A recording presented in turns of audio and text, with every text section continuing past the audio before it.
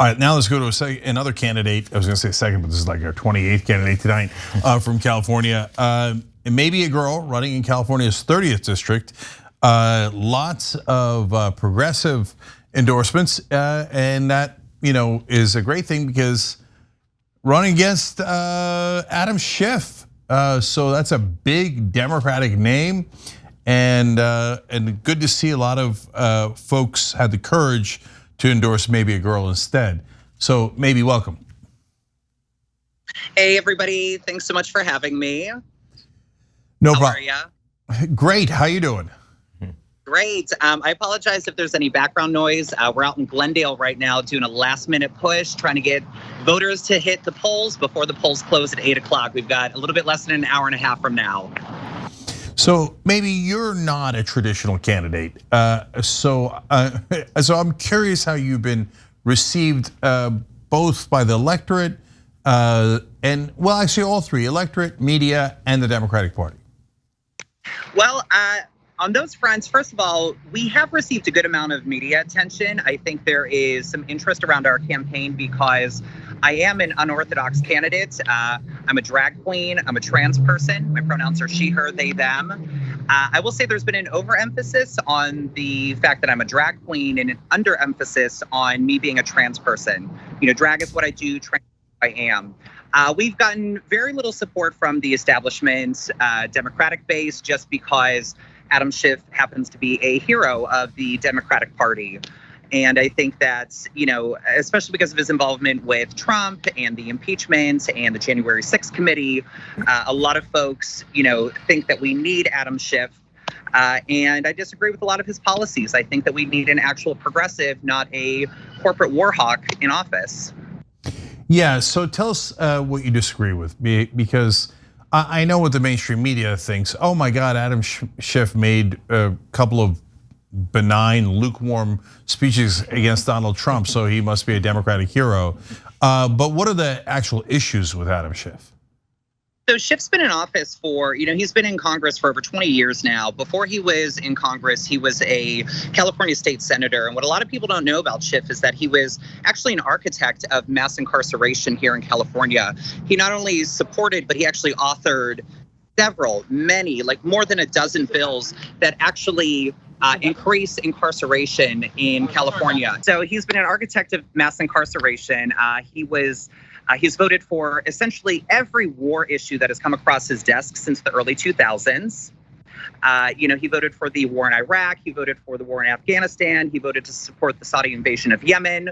And it all makes sense because if you take a look at who his donors are, they are defense contractors and weapons manufacturers.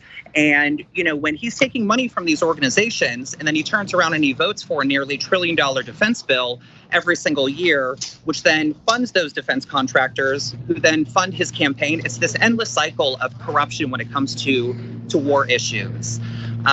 Universal health care is a big issue for me. And Schiff has claimed to support universal health care, but at the same time, he owns stocks in pharmaceuticals. And I just don't believe that anybody who owns stocks in pharmaceuticals is actually wanting to fight for universal health care.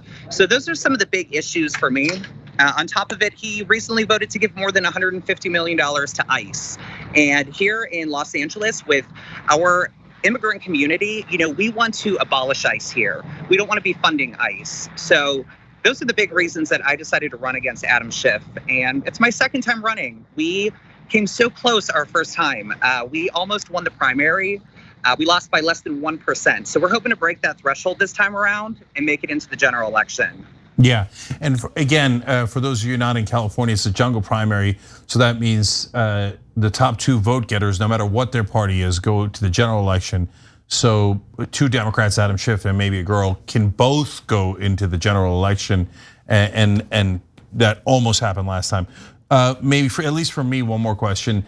So you mentioned all those legitimate points about getting money from defense contractors and then voting for all those wars. But I'm sure the LA Times has ripped him for that, right? I mean, they've probably been very critical of his obvious brazen corruption. They have not. I don't think that they've actually endorsed him.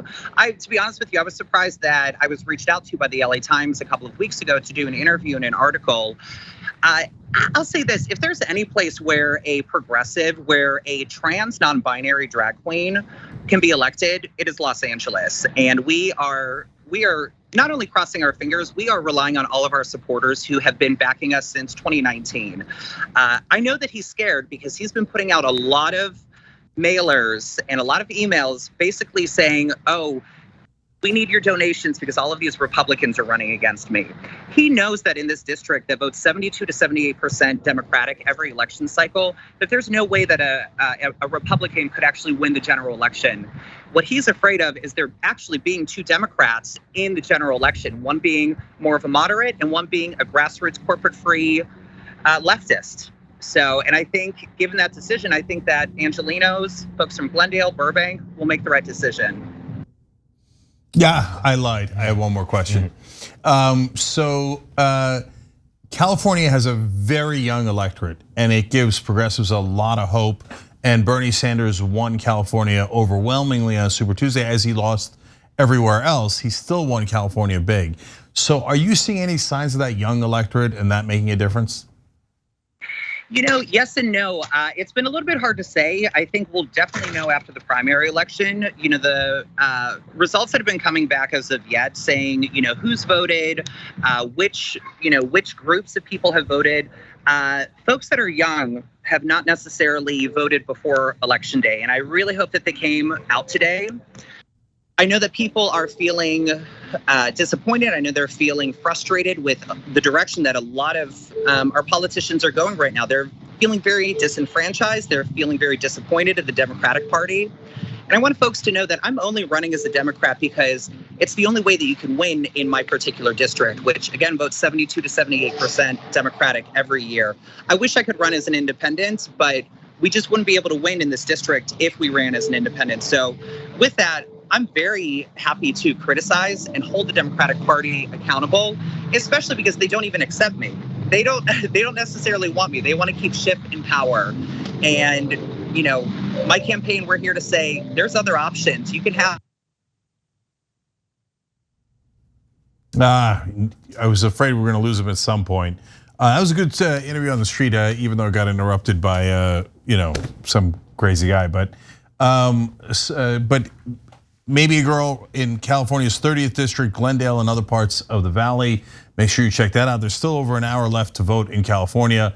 And she's run a very spirited campaign twice now and almost making it into the general election last time, has a good chance of making it this time. That's a hell of a campaign for someone who started out as a big, big underdog. So she's got a lot of fight in her. That's awesome. Thanks for watching The Young Turks. Really appreciate it. Another way to show support is through YouTube memberships. You'll get to interact with us more. There's live chat emojis, badges. You've got emojis of me, Anna, John, Jayar. So those are super fun. But you also get playback of our exclusive member-only shows and specials right after they air. So all of that, all you gotta do is click that join button right underneath the video. Thank you.